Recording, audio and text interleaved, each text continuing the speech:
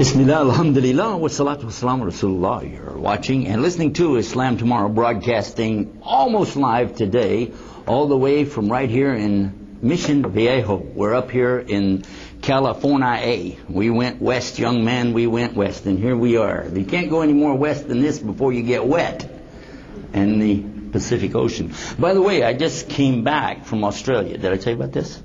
Just came back from Australia, and that's the subject we want to talk about tonight, is what's happening with the dawah, with our youth in other countries, in particular what just happened in Australia. And so you're in line, you're in time, and this is the right place to be. We're having a good time here tonight. I've had a successful and wonderful trip over there, alhamdulillah, mashallah, over and back. And you know, it's kind of special for me because every time I go out of the country, when I come back, I get randomly selected to be interviewed, interrogated. No, but seriously, I had some good news, by the way, Hassan. You know what they told me? The American Airlines told me, no longer are you going to be randomly selected. I said, that's fantastic. They said it's permanent. Every time you go, you're going to get it. So alhamdulillah. It's nice to know that I can get a free foot massage somewhere, right? You know, they make you take off the shoe and look at it. Alhamdulillah. That's nice. And a little arm stretching and everything's good for you. Whatever. And this time, it's funny because they asked me when I come in, what kind of Muslim are you?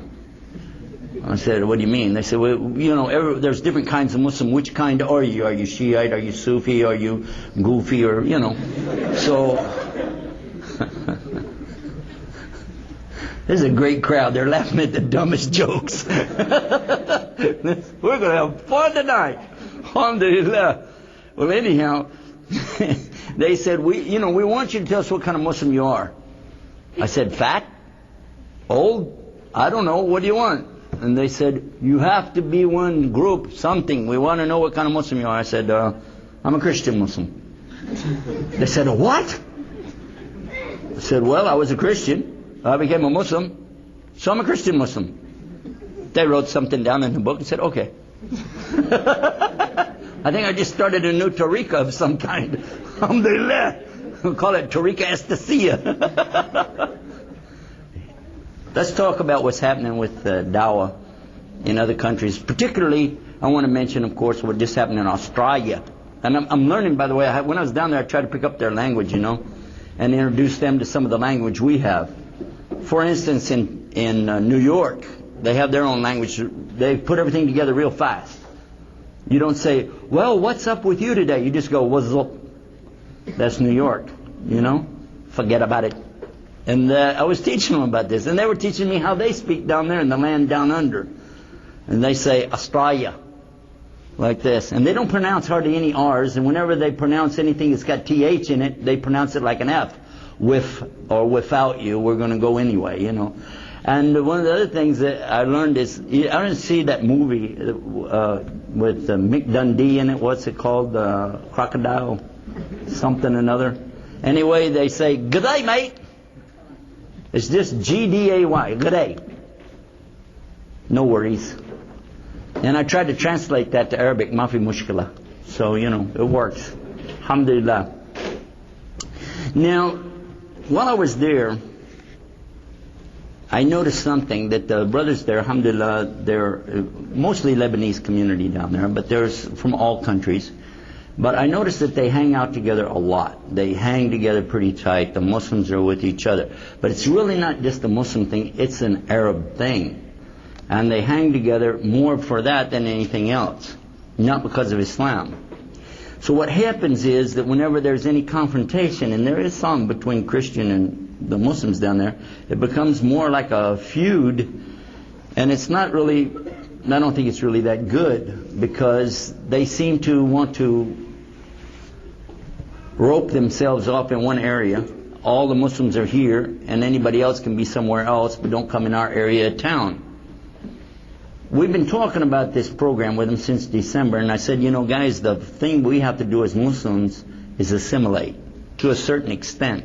We cannot be just us and them with a line in between, because that's what you do in battle. That is not what you do in life. You have to get along with people. And they said, well, we're protecting ourselves from the kufr and the shirk and all the other things. I said, well, maybe.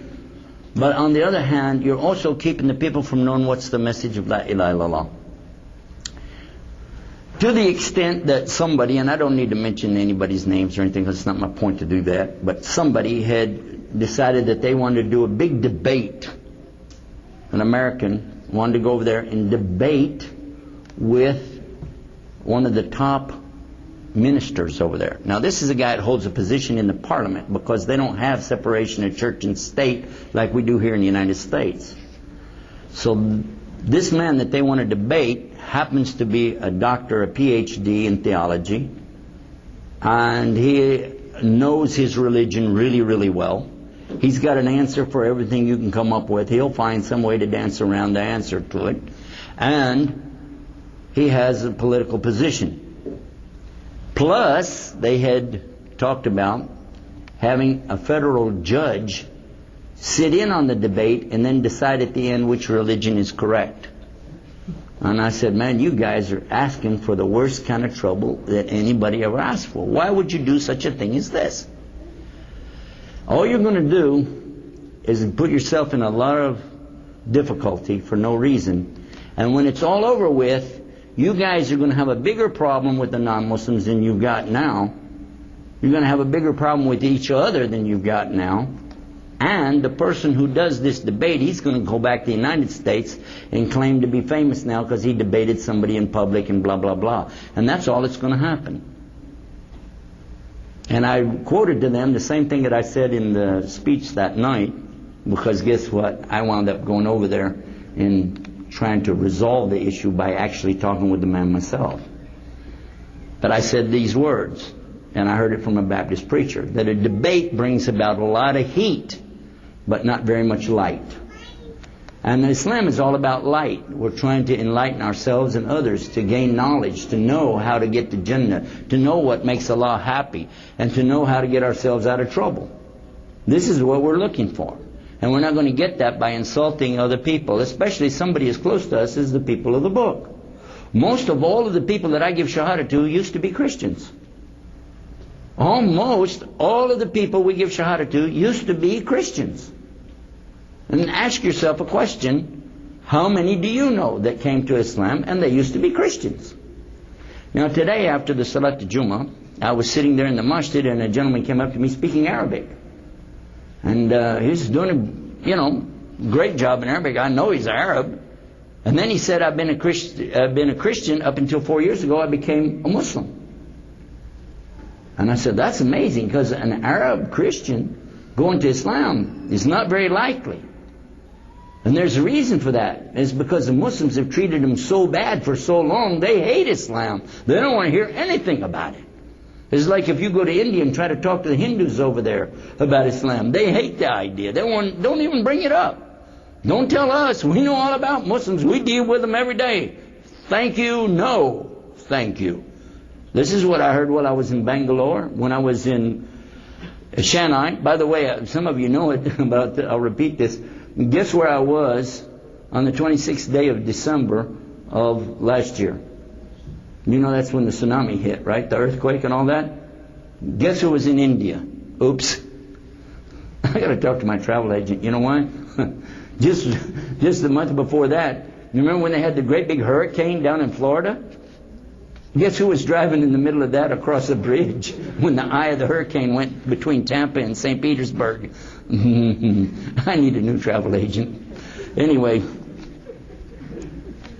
when I went down there, I insisted that the brothers listen to me and that they've got to overcome this thing of being reactionary and trying to show your muscle up. Because these guys are big. They have a gym built into their Dawah center there.